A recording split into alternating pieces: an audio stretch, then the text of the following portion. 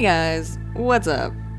So here's the thing. Van's going out of town this week, and I'm not going out of town, but I'm not going to be around much. So this is just a wee short little episode where I'm just going to yap for a little bit, and no video, because to be completely honest with you, I didn't feel like getting ready today. I had a long weekend. And you know what? Let's talk about that. Because here's what I did this weekend. For those of you who did not watch my stream and don't know this, I judged a speech and debate tournament for high schoolers. And honestly, pretty sick. I had a pretty good time. I was really nervous. It was an hour away. And I had to be there. So Friday I had to be there from like 3 to 10. And then Saturday I had to be there from like 8 to... I was supposed to be there from like 8 to 6, but I ended up leaving at 4. So I was there from like 8 to 4. I did get paid for it. I don't know how much. I have no idea. The check has not crossed into my bank account yet, so we'll find out eventually. Anyway, and the way it works is that you log on to this website and you get a message through the website every time you're supposed to be judging somewhere. So it was at a high school. And so in the message it would say, like, go to room whatever, here's your ballot, click acknowledge ballot, and then it shows you, like, who your competitors are and what like, I don't even know what it is. It's not class, but, like, what event you're judging, essentially. And unless it's finals, like, you're the only judge. And so Friday was speech, like it was all speech, and then Saturday was all debate. So I judged original oratories, which I think they had like 7 minutes to present their original speech that they'd written in advance. And also, you never know the kids' names. Like, they just have numbers assigned to them. And so you're like completely unbiased because you don't know the kids, unless you do, you're not supposed to judge them. Anyway. And so, yeah, you don't know anything about the kids. You don't know what school they go to. You don't know, like, how old they are. You don't know any of that. And so you would put in, like, for the speech, you didn't give a score, but you did give, written feedback based on a rubric. And then you did rank them. Like, who was the best speech, who was the worst speech, and then obviously, like, however many in between. I only judged 4 speeches at a time. So... yeah, it would be like 1, 2, 3, 4, with 1 being the best and 4 being the worst. So yeah, that was kind of fun. And then I also judged, they were like impromptu speeches, where I think they had a total of 6 or 7 minutes to break up however they wanted. So they could take however much time they wanted to prepare the speech, and then however much time they wanted to actually give the speech. So most of them did like 2 minutes to prepare the speech, and then like 4 or 5 minutes to give the speech. And you're supposed to time them, because if they go with, I think they have like a 30-second grace period, but if they go more than that, then they get docked points, or they like get, like it affects their score, essentially.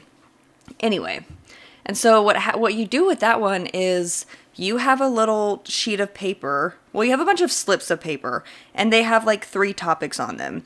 And so when it's their turn to go, you hand it to them, and they read them, and right there they tell you, okay, this is my topic. And as soon as they choose the topic, that's when their time starts.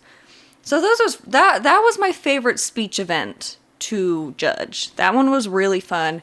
The kids are super creative. Like, the hardest part, I think, about judging was the fact that they wanted you to give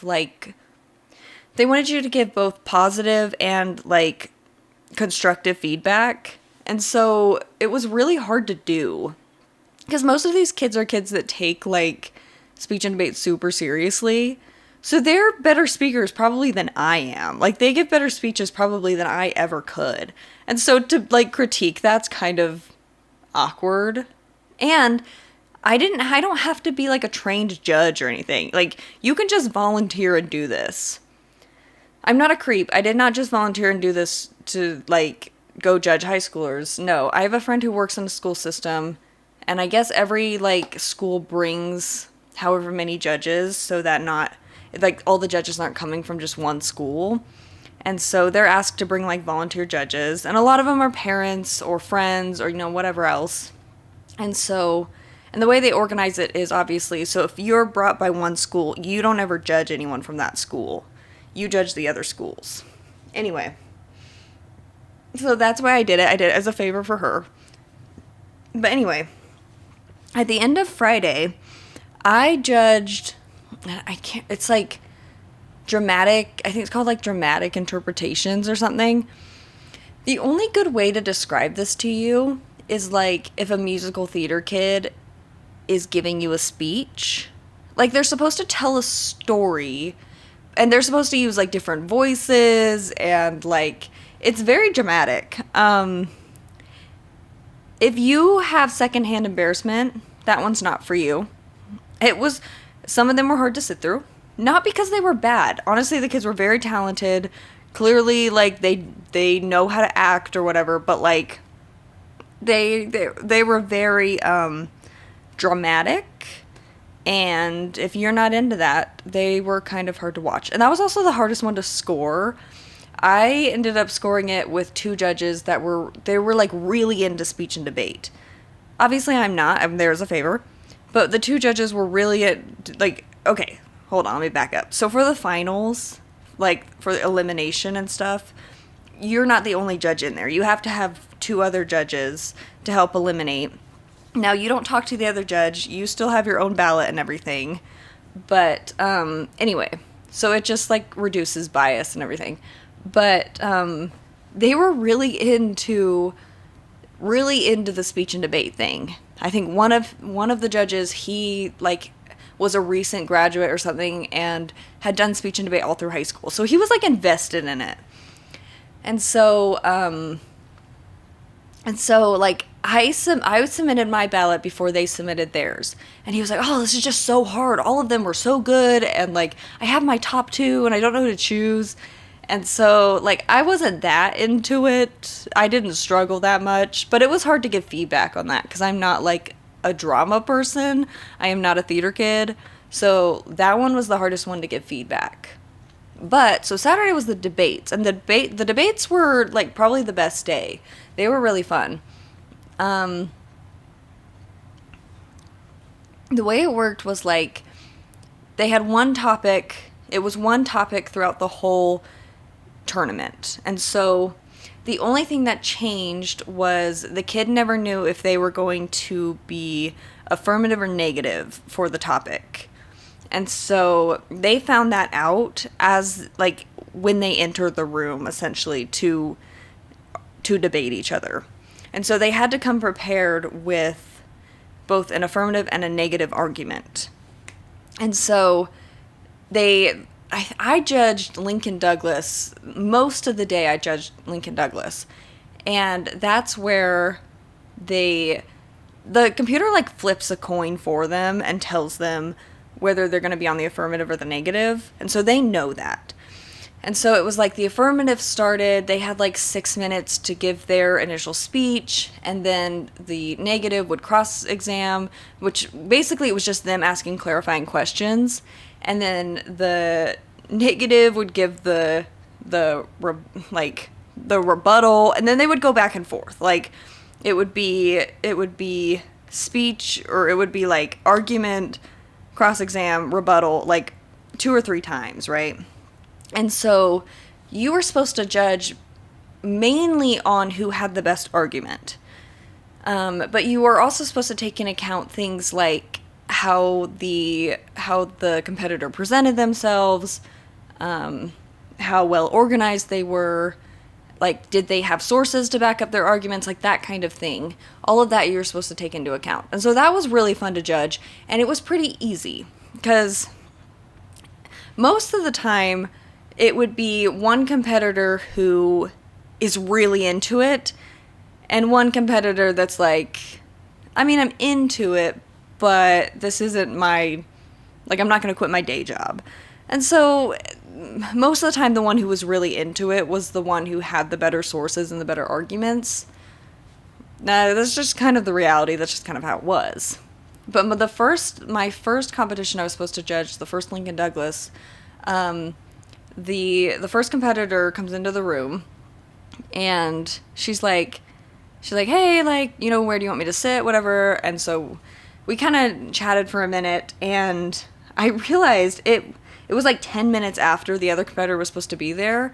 And so her and I kind of talking, and it was like, hey, like, what do we do if they just don't show up? And she's like, well, they've got 15 minutes, and if they don't show up, I've got an automatic win.